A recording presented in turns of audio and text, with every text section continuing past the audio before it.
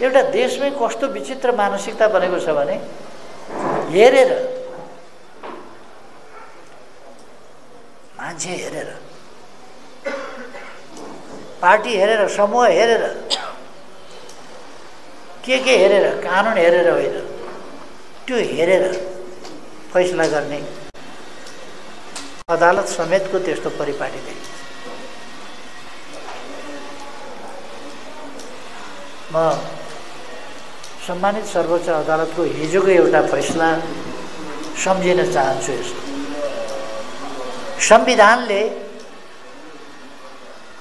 संविधानको धारा 168 को प्रदेश स्तरमा भन्यो भने 168 को धारा 2 को होस् वा 3 को होस्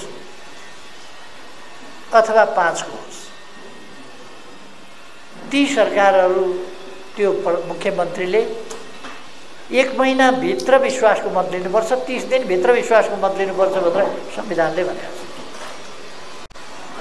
हिजो सम्मानित सर्वोच्च अदालतबाट 1 महिना पुग्न 4 दिन बाँकी होला।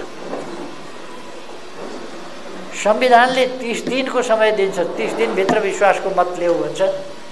सम्मानित सर्वोच्च अदालतबाट 24 घण्टाभित्र ल्याऊ भन्छ। म सुन्न आश्चर्यचकित भएँ। संविधानले 30 दिनको म्याद दिन्छ, 4 दिनपछि 30 दिन पुग्दैछ। 3 दिन वर तान्नका लागि सम्मानित सर्वोच्च अदालतले संविधान विपरीत 24 घण्टाको परमादेश कुन धाराको आधारमा? आवश्यकताको सिद्धान्त भने त्यही हो कि?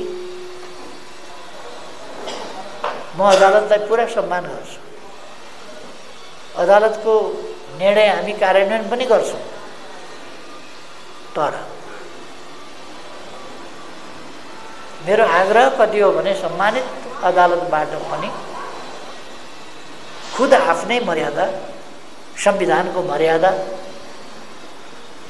कायम हुनु वाञ्छनीय हुन्छ।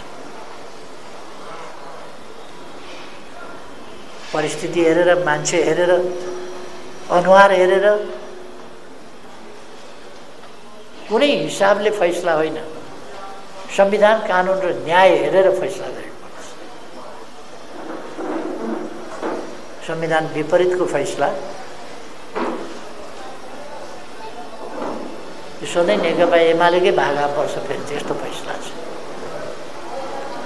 यो मैले प्रसङ्गवश यो कुरा ल्याएको, यसकारण कि यो पनि मेरो विचार हो। म यो खालि अदालतको मैले कुनै अदालतमाथि कुनै मान मर्यादामा तलमाथि पार्न खोजेको होइन, तर यो पनि एउटा कन्स्टिट्युसनल देशमै छ नि त। कन्स्टिट्युसनल एनार्किजम, लिगल एनार्किजम त देशमै छ नि त। सरकार त्यसै गरी बनाएको छ, संसद त्यसै गरी विघटन गरिएको छ।